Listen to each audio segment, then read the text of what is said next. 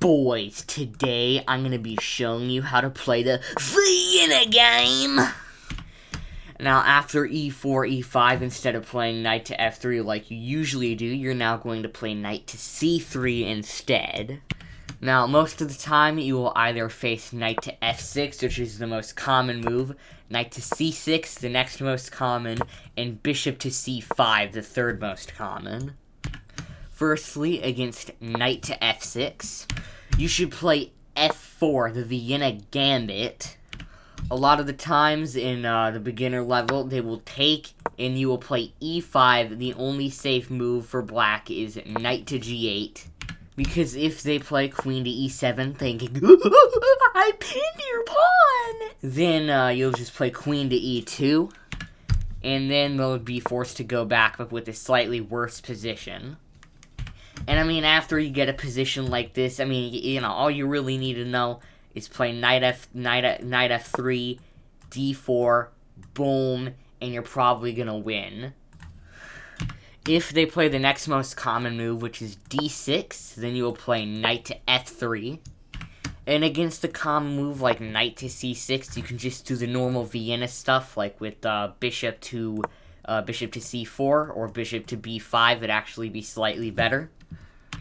And here, if your opponent plays a6, then you will take, boom, and then take, and now you give your opponent this stupid-looking pawn structure.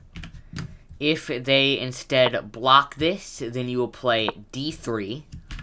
Same with bishop to e7 or knight to d7 blocking it.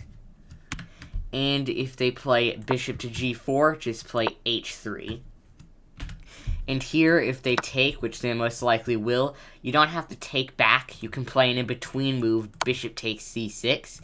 And after takes, then of course you take back. And if black doesn't want this awful structure here, they need to play something like knight to d7, which is just kind of sad.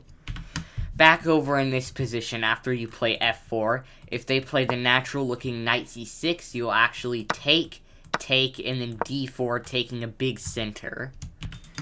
Then, if they do the natural-looking knight to c6, you can go e5, same thing as before, they have to go back, and now you're just kind of a move ahead and in a great position. And finally, if in this position they go d5, the main line, you will take with the f-pawn, knight takes e4, and then queen to f3. Here, most people will take the knight, and you actually don't want to take with the queen here. You instead want to take with the b-pawn to retain your d-pawn for the center, support the center, and maintain the queen in this nice position. Now, there's a whole plethora of moves black can play here, but it will usually continue with something like knight to c6, and then you can play d4. The best move here for black, though, is actually c5. Alrighty, now we've covered all there is with the Vienna Gambit. Now let's move on to a different second move. Now, against a max range defense, you can still play the Vienna Gambit. And after they take, you play knight to f3. Now, in this position, usually either d6, knight f6, or g5 will be played. Against g5, you will play g3. And if they take, your rook gets open, and it's pretty good. And against either of the other moves, you will play d4, and you're in a good position.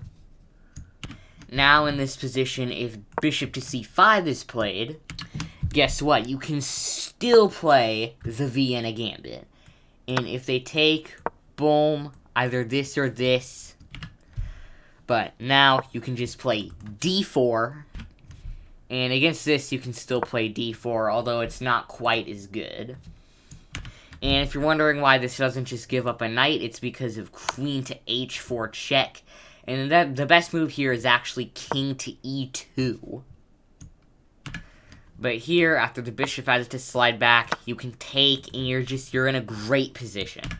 And that is going to do it for this epic episode of 5-Minute Chess Openings. See you next time. Bye.